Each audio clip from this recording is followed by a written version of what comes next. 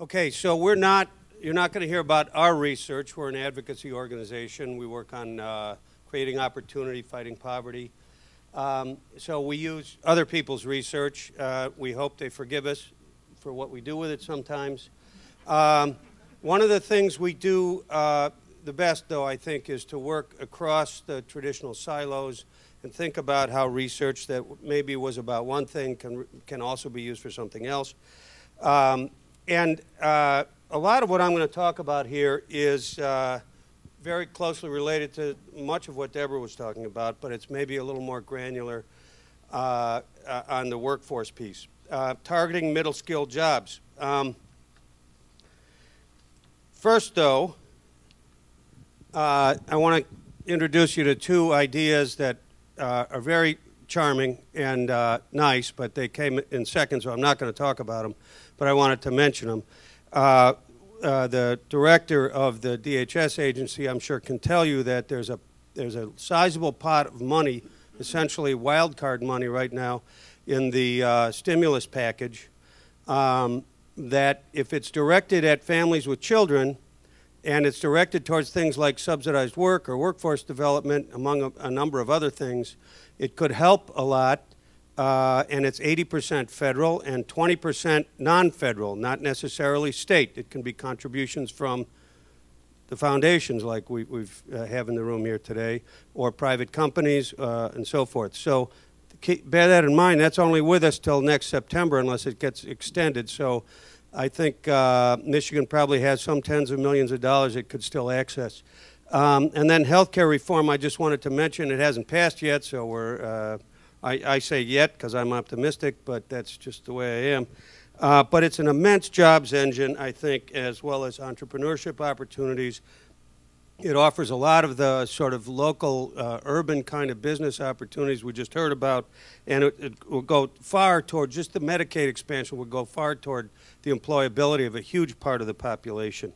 Middle skills jobs are more than high school but less than four-year college degree. They pay above poverty. They offer career pathways. There's many different fields. Here's some of the examples. The education is done, or the training is done in community colleges, apprenticeship programs. The unions are involved. Nonprofit training providers, career schools. And it's aimed not just at kids coming out of high school, but heavily at incumbent workers who are seeking to get a credential to make more money. And on our topic today, to get out of poverty. The poverty population, the working poor is a growing demographic and has been for quite some time. Here's some numbers about Michigan. I picked a state at random. I don't know why I chose Michigan. And 51% of the workforce, so it's a huge part of the Michigan workforce. Here's the projected job openings through 2016, 650,000 of them in these kind of middle skills areas here. This was probably done before the stimulus package and the potential for green jobs, so there may be more here. It gets national attention. Here's the leading organization, used to be called the Workforce Alliance, now the National Skills Coalition. It had a key report that it launched the Skills to Compete program with in 2007. I meant to have the whole URL there, but I failed. But it's on that website, easy to find. And then there's a Michigan iteration, a Skills to Compete Michigan campaign. That's the website for that. And there's an important report that they did that the data I just showed you on the other slide came from. So I do source sometimes. That's the report right there. Among others, the Michigan League for Human Services and is one of the members of that. Michigan actually has a fairly strong start on this. Governor Granholm has the No Worker Left Behind, a goal of 100,000 workers enrolled. I think they've met that, or very close. There's a bunch of strong examples around the state of technical schools and so forth. And there's a growing number, of course, of stimulus and WIA-funded projects.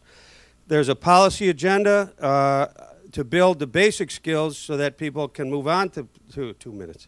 I haven't gotten to my idea yet.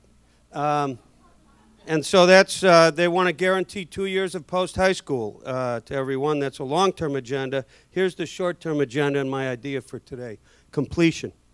This is a quote from a Demos paper. If you complete, you earn more than people who go to college but don't get the degree. The key component of earnings is completion of whatever course is undertaken. So course for course, it's the same. But if you go 4 years of courses, you earn twice as much as 2 years of courses. But the key is to complete. A 2-year completer earns more than a 4-year non-graduator. The certificate holders, here's some of the numbers of just how much more that you can earn, addressing our issue here about getting out of poverty. But lots fail to complete, and that's the opportunity. 40% in occupational and 60% in associate degree programs. The barriers are predictable. It costs too much. They can't bear up under the expense. Job demands, family demands, and lack of preparation. They don't come out of high school ready to do this. A little more detail on those things. Here's all the expenses. Over 7,000 in unmet expenses after taking into account the student aid. So they just get crushed and can't finish. A lot of them work. And so the job pressures cause people to enroll in less than full time and to not complete. They're unprepared, some of them. 60% have to take remedial courses first. That's that basic skills issue at the front end. And then few have the math and science, any math and science preparation. And then, of course, the study habits and time management skills. So the idea here is to focus hard on post-secondary completion with the resources you have available in your locality. Continue to develop the programs. Here's some of the pots of money that maybe can be brought to bear on this. And the idea is to focus hard on these barriers. It's probably highly individualized, so you have to probably have direct contact with people. But you can address costs. That TANF wildcard money, their miscongeniality I talked about at the beginning, can perhaps be brought to bear to help people with these expenses. You could design completion bonuses, right? For the last 3 months, if you stay in this program for the last 3 months, we'll give you $500 a month or something like that. Time demands, maybe you can give leaves from work to foster completion. And then the preparation issue can be addressed with tutors, mentors, bridge programs from basic skills to middle skills. And so I think that there's a tremendous opportunity here for ingenuity and to be brought to bear, even with volunteers, if there isn't money, to help these students complete, because when they do, they get out of poverty. Thank you.